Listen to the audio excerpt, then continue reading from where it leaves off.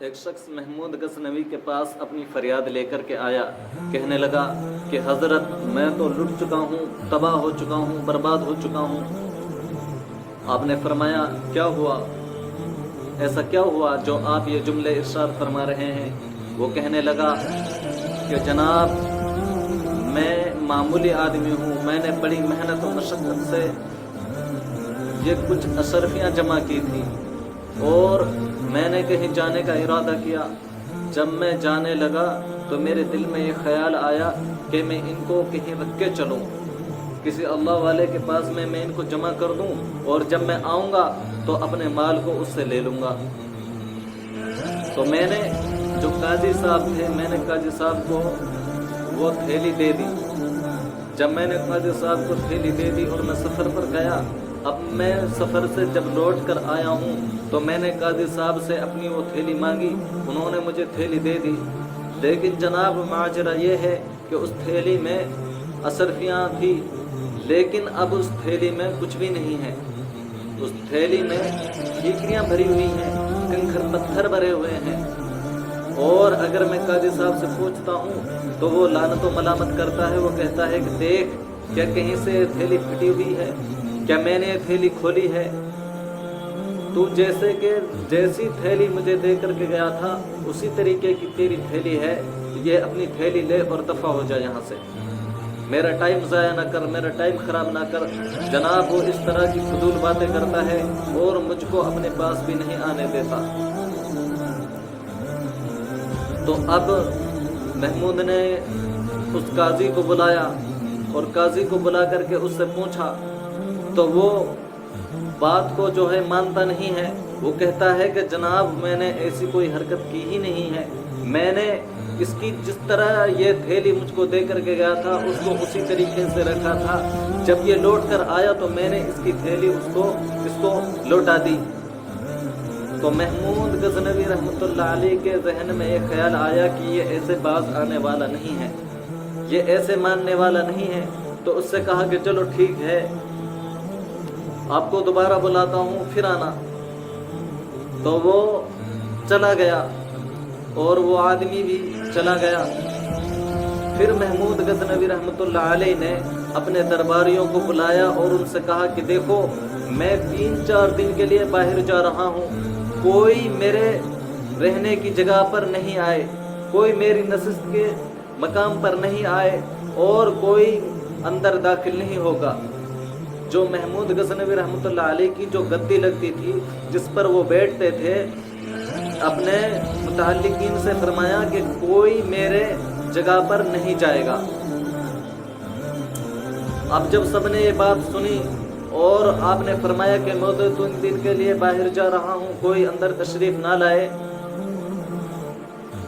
تو آپ نے ایسا کیا کہ ایک چھری لی اور جس گدی پر آپ بیٹھتے تھے، بادشاہ کے وقت کے جس گدی پر آپ بیٹھتے تھے، اس گدی کو چھری سے پھاڑ دیا۔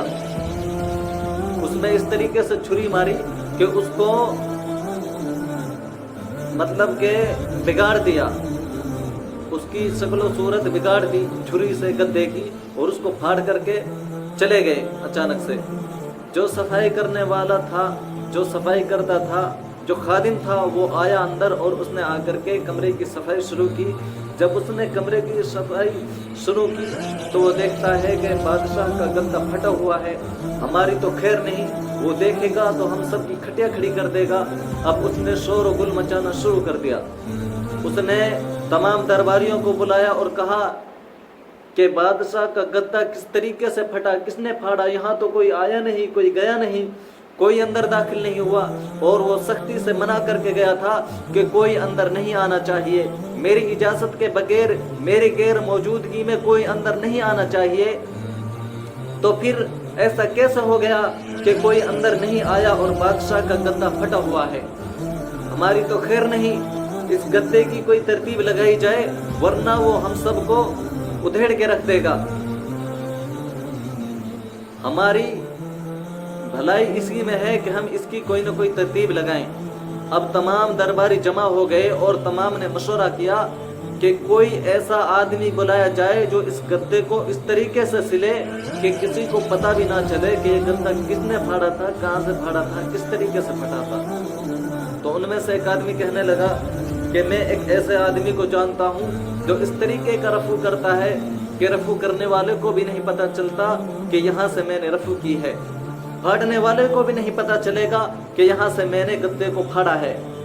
تو انہوں نے کہا کہ ارے بھائی اس کو جلدی سے بلاؤ، ہم تمام اپنی یک ماہانہ کی تنخواہ و سیلری اسے دینے کے لیے تیار ہیں، لیکن اس وبال سے ہماری جان بچے، اس طریقے سے کسی بھی طریقے سے چاہے ہماری جان کو چھٹکارا ملے، لیکن اس گدے کو اس طریقے سے سلنا چاہیے کہ یہ گدا پھاڑنے والے کو بھی پتہ نہیں چلنا چاہیے کہ یہاں سے گدا پھٹا ہوا ہے۔ تو انہوں نے کہا کہ آپ فکر نہ کریں، ہم ایک ایسے رفوگر کو جانتے ہیں جو اس طریقے کا رفع کرے گا کہ کسی کو پتہ نہیں چلے گا۔ تو انہوں نے ایک آدمی کو بلایا، بلا کر کے اس گدے کی اس طریقے سے رفع کرائی کہ کسی کو بھی اس کے بارے میں پتہ نہیں چلتا تھا، حتیٰ کہ پھاڑنے والا بھی ایک بار دیکھنے پر یہ سوچ اپنے ذہن میں لاتا تھا کہ یار یہ گدا یہیں سے پھاڑا تھا یا کہیں اور سے پھاڑا تھا، یہ گدا پھاڑا تو میں نہیں ہے، لیکن یہ گدا پھٹا ہوا معلوم نہیں ہوتا۔ وہ جو رفوگر تھا اس کا نام احمد رفوگر تھا، اس کو بلایا گیا، اس نے اس گدے کی رفع کی اس طریقے سے کی کہ وہ پہچان میں نہیں آتا تھا کہ گدا پھٹا ہے یا نہیں پھٹا ہے۔ تو محمود غزنوی رحمۃ اللہ علیہ لوٹ کر کے آئے اور آ کر کے دربار میں گئے۔ جب دربار میں جاتے ہیں تو دیکھتے ہیں کہ گدا صحیح سالم ہے، گدا اپنی پہلی حیت پر موجود ہے۔ تو آپ نے پوچھا کہ تمام درباریوں کو بلایا اور تمام درباریوں سے آپ نے پوچھا کہ یہ جو گدا ہے یہ پھٹا ہوا تھا، بتاؤ کس نے سلا ہے، کس سے سلوایا ہے؟ تو تمام درباری کہنے لگے کہ جناب محترم یہ گدا پھٹا ہی نہیں۔ تو بادشاہ سلامت کہنے لگے میرے سامنے زیادہ بنو مت، میں یہ گدا خود پھاڑ کے گیا ہوں، میں نے خود سے یہ گدا پھاڑا ہے اور تم کہتے ہو کہ یہ گدا پھٹا نہیں۔ چلو زیادہ ہوشیار مت بنو اور یہ بتاؤ کہ اس گدے کو تم نے کس سے سلایا ہے، یہ گدا جو ہے یہ کس نے سیا ہے؟ تو انہوں نے کہا کہ جناب معذرت چاہتے ہیں،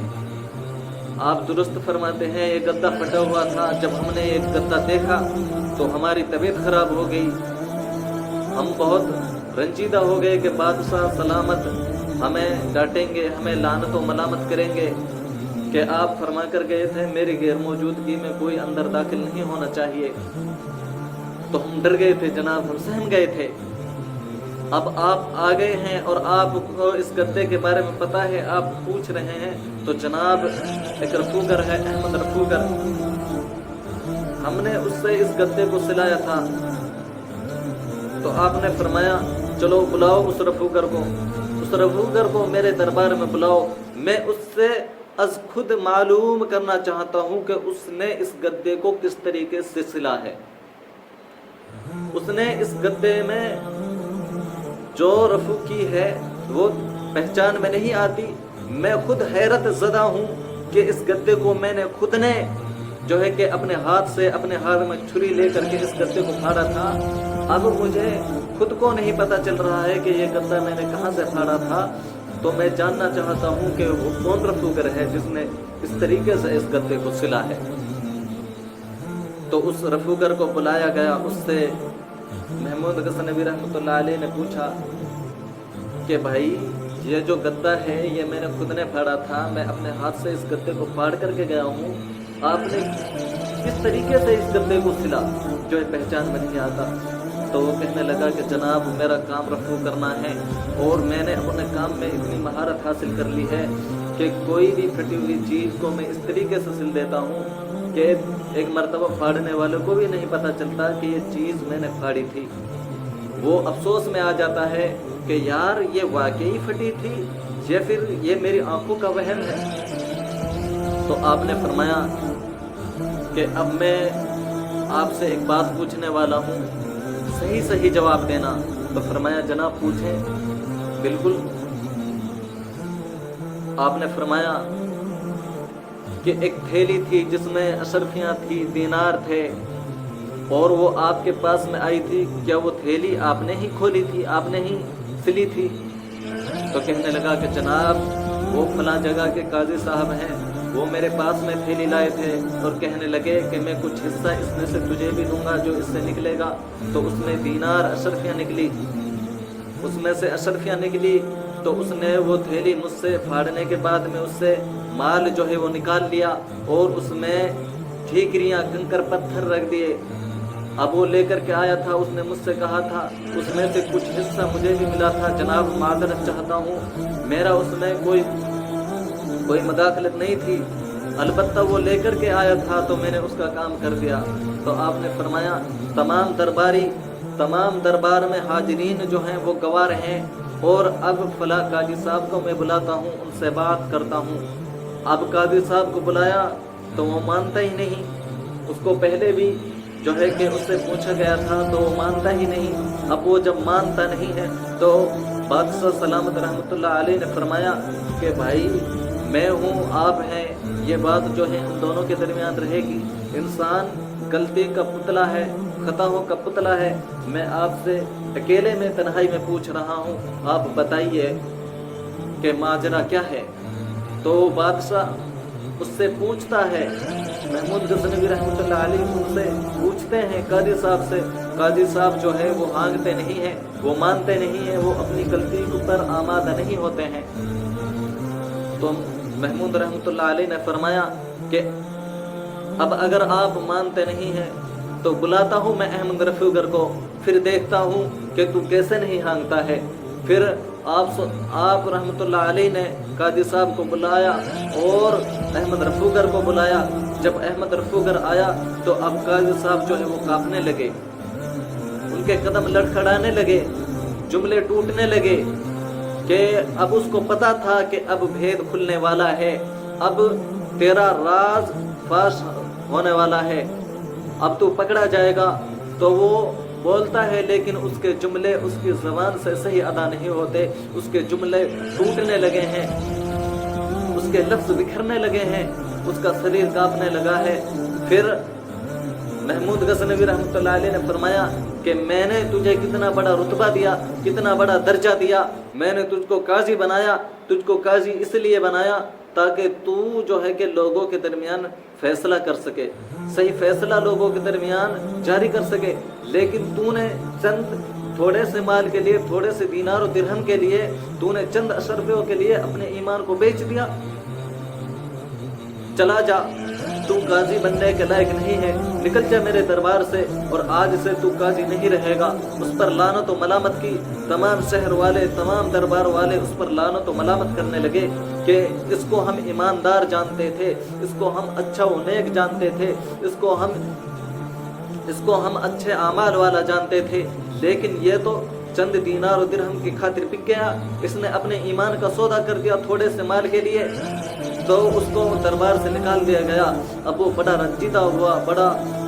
جو ہے کہ اپنے اوپر لعنت و ملامت کرنے لگا۔ اس کی جو عزت، اس کی حیثیت تھی وہ دو کوڑی کی رہ گئی تھی۔ اب وہ وہاں سے نکلا اور نکلنے کے بعد میں اپنے گھر کو گیا۔ جب وہ اپنے گھر میں پہنچتا ہے قاضی، تو اس کی اولاد اس سے کہتی ہے، اس کے بچے اس سے کہتے ہیں کہ ابا جی آپ نے یہ کیا کیا،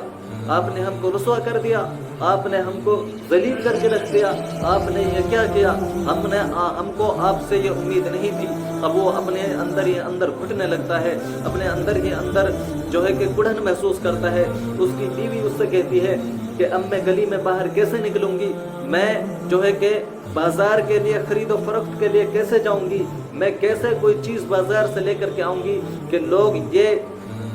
یہ باتیں بنائیں گے کہ اس کا جو آدمی تھا وہ قاضی تھا، ایک چند مال کے لیے بک گیا، چند مال کے ذریعے اس نے اپنے ایمان کا سودا کر دیا،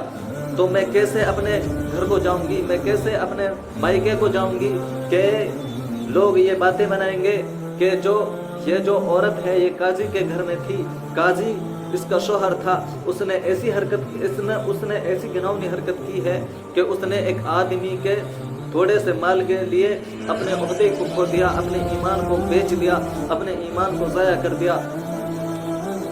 اب وہ رات کو قاضی لیٹا اپنے گھر میں اپنے بستر پر لیٹا اور لیٹ کر کے کروٹیں بدلتا ہے، اس کو نیند نہیں آتی، کبھی